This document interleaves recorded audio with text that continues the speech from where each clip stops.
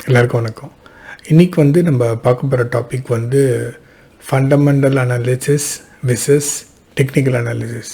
ஏன் இந்த டாபிக் வந்து நான் ரொம்ப இம்பார்ட்டண்ட்டாக நான் நினைக்கிறேன்னா, நிறைய பேருக்கு வந்து ஃபண்டமெண்டல்னால் என்ன, டெக்னிக்கல்னால் என்ன அப்படின்ற ஒரு டிஃப்ரென்சஸ் தெரியல. ரெண்டுமே போட்டு மிக்ஸ் பண்ணிக்கிறாங்க. இப்போது ஒரு ஸ்டாக் வந்து ஒருத்தர் வாங்குறாருன்னு வச்சுக்கோங்க. அவர் வாங்குறதுக்கு வந்து நிறைய ரீசன்ஸ் இருக்கலாம். Mostly common people, retail traders, இவங்களோட நாலேஜ் எதில் இருக்குன்னா டெக்னிக்கலை பேஸ் பண்ணி தான் அவங்களால வந்து வாங்க முடியும். டெக்னிக்கலை பேஸ் பண்ணி மட்டும்தான் அவங்க வாங்கணும். இது வந்து என்னோடய பர்சனல் ஒப்பீனியன். ஏன் வந்து ஃபண்டமெண்டலை பார்க்கக்கூடாது அப்படின்னா, ஃபண்டமெண்டல் வந்து அது என்ன சொல்கிறது, ஒரு நம்பர் ஆஃப் ஃபேக்டர்ஸ் வந்து அதில் இருக்குது.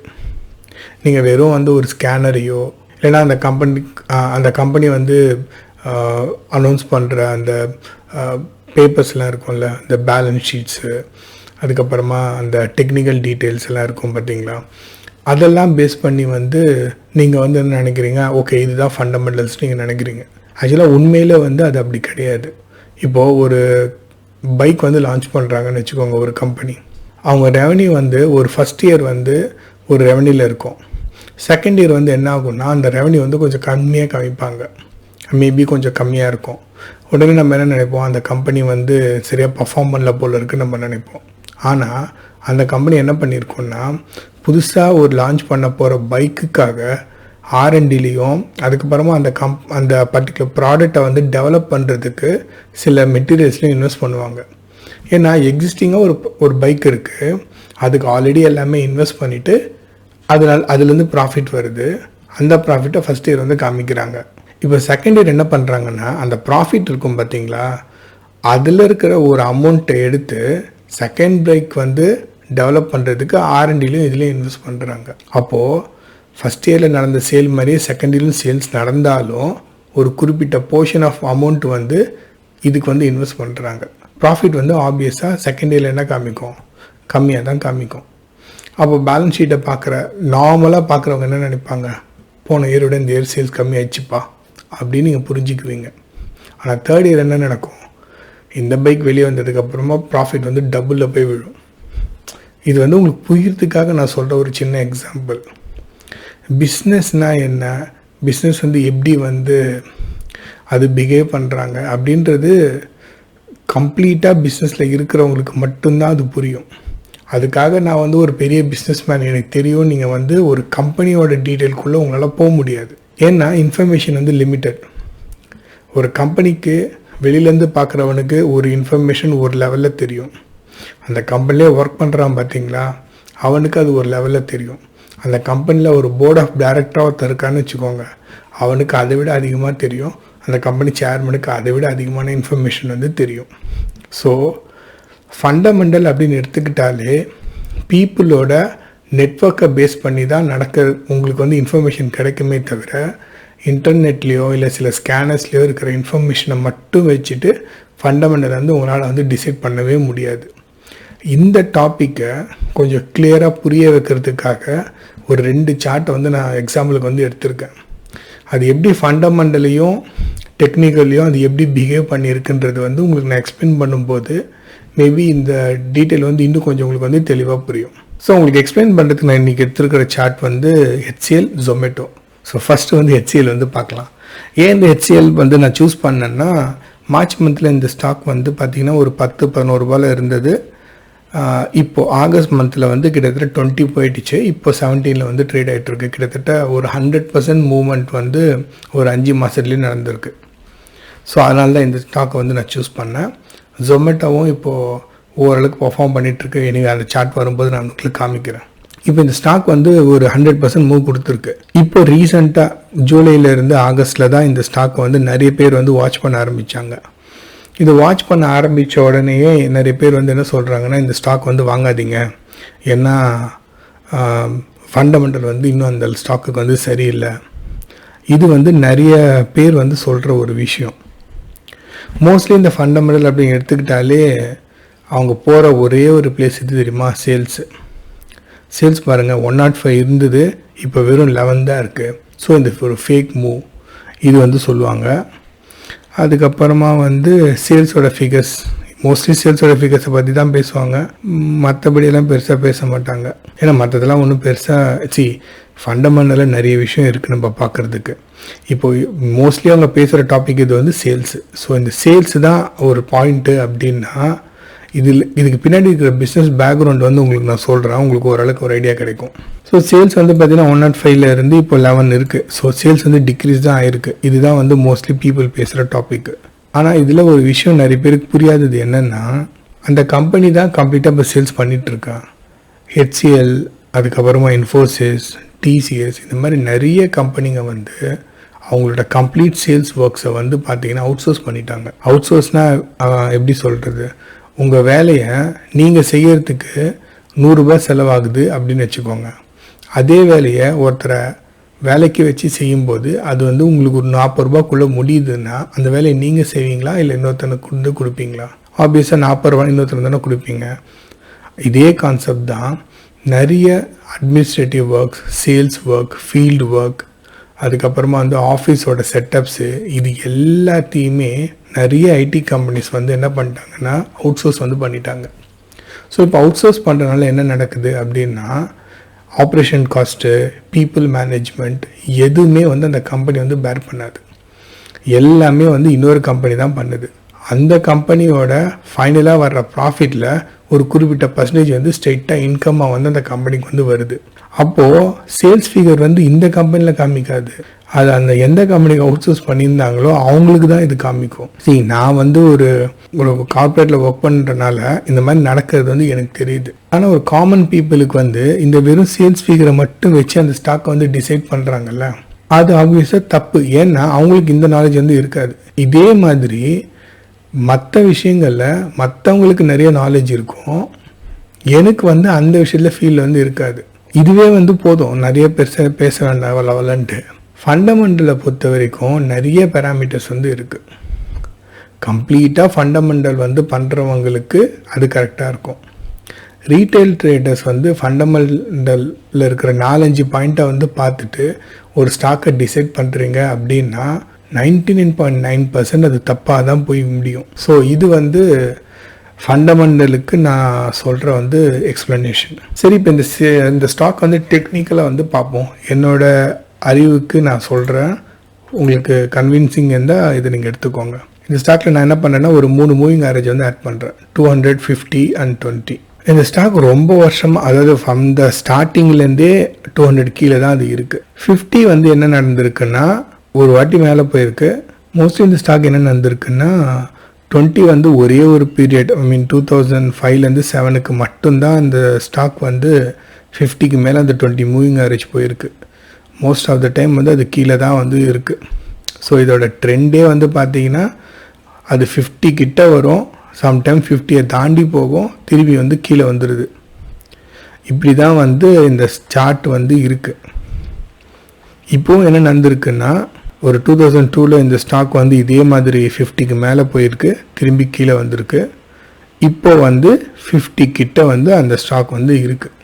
ஸோ ஒரு வாட்டியும் அது 50 கிட்ட போகும்போது பாருங்கள் ஒரு மூமெண்ட் வந்து கொடுத்துருக்கோம். இந்த இடத்துல பாருங்கள் ஒரு மூமெண்ட் வந்து கொடுத்துருக்கு, இங்கேயும் ஒரு மூமெண்ட் கொடுத்துருக்கு. இங்கே ஸ்டார்டிங் ஸ்டேஜ் விட்டுருவோம். இந்த இடத்துல பாருங்கள் ஒரு மூமெண்ட்டு, இந்த இடத்துல ஒரு மூமெண்ட்டு, இங்கே இப்போ அதே தான் நடக்குது. ஸோ இது வந்து ட்ரெடிஷ்னலாக 50 கிட்ட வரும்போது, 20 மூவிங் ஆவரேஜ் 50 கிட்ட வரும்போது இந்த ஸ்டாக் வந்து ஒரு நல்ல மூவ் வந்து கொடுத்துருக்கு. இது வந்து மந்த்லி லெவலில் சொல்கிறேன்.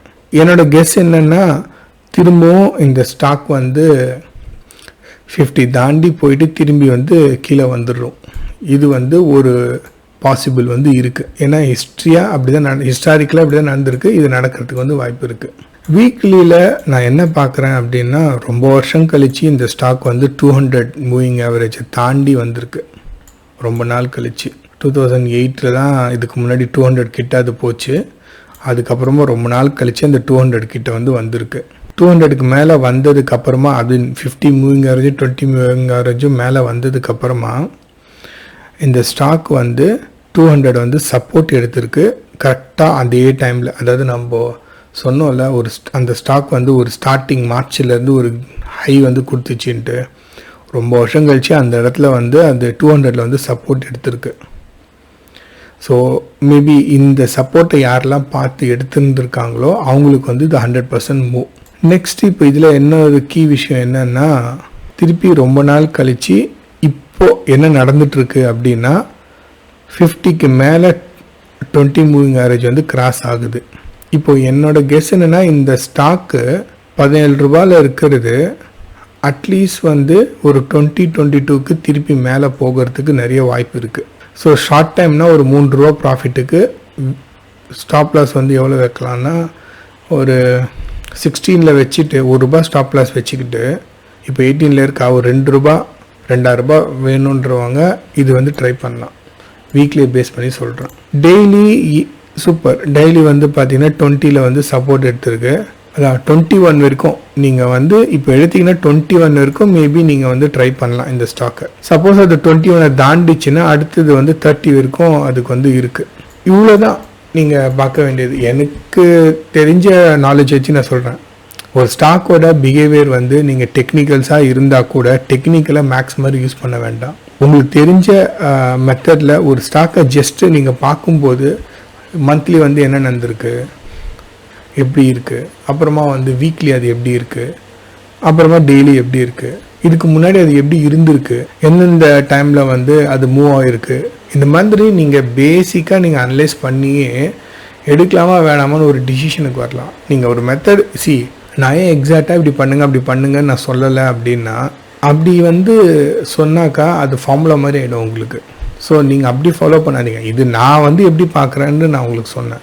நான் இப்போ சொன்ன மாதிரியே வந்து இந்த மூவிங் ஆவரேஜஸ்லாம் இல்லாமல் கூட நீங்கள் வந்து பார்க்கலாம். பார்த்துட்டு மந்த்லி வந்து என்ன நடந்திருக்கு, எப்போல்லாம் அது கீழே போயிருக்கு. அப்போ உங்களுக்கு வந்து என்ன தெரியும், ஒரு எந்த மூவிங் ஆவரேஜும் இல்லாமல் பார்க்கும்போது ஒரு கொஞ்சம் கஷ்டமாக இருக்கும். அப்போ நீங்கள் ஒரு 20 மூவிங் ஆவரேஜ் வந்து போடுங்க, ஒரு ட்ரெண்ட் லைன் வந்து போடுங்க. இந்த மாதிரி நீங்களே வந்து ட்ரா பண்ண ஆரம்பிங்களேன். அந்த சார்ட் வந்து கண்டிப்பாக ஒரு விஷயத்தை வந்து உங்களுக்கு வந்து சொல்லும். அதுக்கு ஒரு 1 or 2 ஸ்டாக்ஸ், ஒரு 5 ஸ்டாக்ஸ் 10 ஸ்டாக்ஸ் வாங்கி அதை வந்து நீங்கள் எக்ஸ்பெரிமெண்ட் மாதிரி பண்ணணும். அதுக்கப்புறமா அது ஒர்க் அவுட் ஆகுதுன்னா கொஞ்சம் வால்யூமை இன்க்ரீஸ் பண்ணி நீங்கள் பண்ணணும். ஸோ இந்த மாதிரி நீங்கள் ஸ்டேஜ் பை ஸ்டேஜாக நீங்கள் கற்றுக்கலாம். அதை விட்டுட்டு ஒரு ஸ்டாக் வந்து மேலே போயிடுச்சுன்னா உடனே ஃபண்டமெண்டலை போய் குறை சொல்கிறது, அதே மாதிரி ஒரு ஸ்டாக் கீழே போனோன்னா ஃபண்டமெண்டல் அந்த ஸ்டாக் செம்ம ஸ்ட்ராங்காக இருக்குது ஏறிடும்னு சொல்கிறது. டைம் வந்து எல்லா ஸ்டாக்குக்கும் சப்போர்ட் பண்ணும், சில ஸ்டாக்ஸை தவிர. அதனால் ஃபண்டமெண்டலையும் டெக்னிக்கலையும் போட்டு கன்ஃபியூஸ் பண்ணிக்காதீங்க. நீங்கள் ஃபண்டமெண்டலாக எடுக்கிறீங்கன்னா ஃபண்டமெண்டலாக எடுங்க. நீங்கள் 2 பேராமீட்டர் பார்க்குறீங்க, அதை பார்த்துட்டு எடுப்பீங்க அப்படின்னா 2 பேராமீட்டர் பாருங்கள், எடுங்க. அதே வந்து டெக்னிக்கல் அனலைஸ் நீங்கள் பண்ணிட்டு எடுக்கிறீங்கன்னா டெக்னிக்கல் அனலைஸில் மட்டும் யூஸ் பண்ணுங்கள். டெக்னிக்கல் அனலைஸில் ஸ்டாக் எடுத்துகிட்டு ஃபண்டமெண்டலை பார்த்துட்டு அதுக்கேற்ற மாதிரி ரியாக்ட் பண்ணுறதெல்லாம் வந்து அட்வைசபிள் கிடையாது. இதே தான் வந்து ஜொமேட்டோவில் நடந்தது. நான் ரொம்ப பெருசாக இழுக்கலை. ஸோ மந்த்லியில் வந்து பார்த்திங்கன்னா ரொம்ப நாள் கழித்து ஒரு அப் ட்ரெண்ட் வந்து மந்த்லி நடந்தது. வீக்லிலையும் அதே தான். ரொம்ப நாள் கழித்து வந்து இந்த ஸ்டாக் வந்து 20 மூவிங் ஆவரேஜ் வந்து கிராஸ் பண்ணியிருக்கு. ப்ளஸ் வந்து டெய்லியில் பார்த்தீங்கன்னா 20 வந்து அது சப்போர்ட் எடுத்து மேலே போயிட்டே இருக்குது. ஸோ எப்போல்லாம் 20 அது டச் பண்ணுறதோ அந்த டைமில் வந்து நீங்கள் மேபி வந்து ஸ்டாக் வந்து ட்ரை பண்ணலாம்.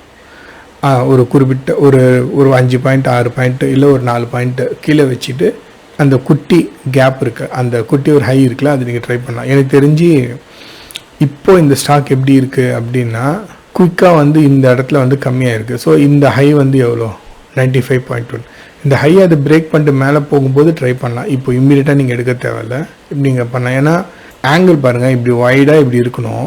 இந்த இடத்துல இம்மீடியட்டாக ஒரு குட்டி ஆங்கிள் வந்து வந்திருக்கு. ஸோ மேபி ஷார்ட் டைமில் ஏதோ ஒரு ப்ராப்ளம்னு நினைக்கிறேன். ஆனால் இந்த ஸ்டாக் இந்த 3-4 நாள் பாருங்கள் ஹை வால்யூம் வந்து இங்கே வந்து இருக்குது. ஸோ யாரோ வந்து இந்த இதில் இன்ட்ரெஸ்டடாக இருக்காங்க. அதுக்கப்புறமா வந்து அவங்க கொஞ்சம் அலோவ் பண்ணுறாங்க, உண்மையிலேயே இந்த ஸ்டாக்குக்கு மொமெண்டம் இருக்கான்னு மேபி பார்க்குறாங்கன்னு நினைக்கிறேன். ஸோ இந்த வால்யூம்லாம் ரொம்ப கம்மியாக இருக்குது. ஸோ கண்டிப்பாக வந்து இந்த ஸ்டாக் வந்து அட்லீஸ்ட் வந்து ஒரு 100-105 வரைக்கும் மினிமம் போகும். ஸோ ஒரு குட் பை, ஒரு 10 பாயிண்ட்ஸ் நீங்கள் கேப்சர் பண்ணால் லோ வந்து இந்த லோ வந்து வச்சுக்கோங்க 81. 10 பாயிண்ட்ஸ் வந்து ஸ்டாப் லாஸாக வச்சுட்டு இந்த ஸ்டாக்கை வேணால் நீங்கள் ட்ரை பண்ணலாம். இதே நீங்கள் சேல்ஸ் சைடு ஃபண்டமெண்டலில் போனீங்கன்னா ஏதாவது ஒரு கதை சொல்லியிருப்பாங்க, அது என்ன கதை நம்ம பார்க்கலாமா? சேல்ஸ் பார்த்தீங்கன்னா 226 கோடியிலேருந்து 246 கோடிக்கு இப்போ இன்க்ரீஸ் ஆகிருக்கு, பிச்சுட்டு போகுது சேல்ஸ்னு சொல்லுவாங்க. அப்படியே கீழே எக்ஸ்பென்ஸ் வந்து பாருங்களேன், ஆல்மோஸ்ட் எவ்வளோ தான் எக்ஸ்பென்ஸும் பண்ணியிருக்காங்க. ப்ராஃபிட்டு ஜீவில் தான் இருக்குது. ஸோ உங்களுக்கு என்னென்னா சேல்ஸ் வந்து இங்கே ஹையாக இருக்குது, அதனால தான் மேலே ஏறுது நீங்கள் சொல்லுவீங்க. அதுக்கேற்ற மாதிரி இங்கே எக்ஸ்பென்ஸும் இங்கே இன்க்ரீஸ் ஆகிருக்கே, ஆல்மோஸ்ட் அந்த காசு செலவு பண்ணுறாங்களே. ஸோ அப்போ அந்த ஸ்டாக் வந்து பார்த்தீங்கன்னா மேலே போகிறதுக்கு சேல்ஸ் ஒரு ரீசனா. பழைய சினாரியோவில் சேல்ஸ் கம்மியாக இருக்குது, ஸ்டாக் மேலே போயிருக்கு. இதில் வந்து சேல்ஸ் பிச்சுட்டு மேலே போயிருக்கு, ஸ்டாக் வந்து பார்த்தீங்கன்னா கொஞ்சம் கீழே இறங்கிட்டு இருக்கு. ஸோ அதுக்கு தான் இந்த 2 டிஃப்ரென்ஸையும் நான் உங்களுக்கு வந்து காமிச்சேன். உங்களுக்கே காமெடியாக இருக்குல்ல. ஸோ ஃபண்டமெண்டல் அனலைஸ் வந்து எனக்கு தெரிஞ்சு ரீட்டைல் ட்ரேடர்ஸோ இல்லை காமன் பீப்புளோ யூஸ் பண்ண வேண்டாம். இல்லை நான் யூஸ் பண்ணி நான் ஒரு கம்பெனி ரொம்ப நல்லா இருக்குதுன்னு நான் நினைக்கிறேன் அப்படின்னா ஒரு லாங் டேர்முக்கு நீங்கள் இன்வெஸ்ட் பண்ணிவிட்டு ஷார்ட் டைமில் இருக்கிற சின்ன சின்ன கரெக்ஷன்ஸை வந்து நீங்கள் வந்து பார்க்கக்கூடாது. நீங்கள் ஷார்ட் டைம் ட்ரேட் எடுக்கிறீங்கன்னா டெக்னிக்கல் அனலைஸ் வந்து யூஸ் பண்ணுங்கள். இது வந்து நான் அட்வைஸாக உங்களுக்கு நான் சொல்கிறேன். ஸோ உங்களுக்கு எது செட் ஆகுது நீங்கள் பாருங்கள், ஓகேங்களா. ஸ்டாக் டெக்னிக்கலாக எடுத்துகிட்டு ஃபண்டமெண்டல் வந்து பார்க்குறது, ஃபண்டமெண்டல் எடுத்துகிட்டு டெக்னிக்கலாக பார்க்குறது. எடுக்கிறதுக்கு முன்னாடி நீங்கள் என்ன வேணால் அனலைஸ் பண்ணிக்கோங்க. ஆனால் எடுத்ததுக்கப்புறமா இந்த மாதிரி மற்ற வீடியோஸ் போடுவாங்கள்ல, ஃபண்டமெண்டல் வீடியோ பார்த்துட்டு எடுத்ததுக்கப்புறமா நீங்கள் மனசை தேர்த்திக்கிறது, அந்த மாதிரி வந்து பண்ண வேண்டாம். அதுதான் நான் வந்து ரெக்கமெண்ட் பண்ணுறேன். இந்த ஃபண்டமெண்டலுக்கும் டெக்னிக்கலுக்கும் இருக்கிற வித்தியாசம் வந்து உங்களுக்கு புரிஞ்சிருக்கும்னு நான் நினைக்கிறேன். நன்றி, வணக்கம்.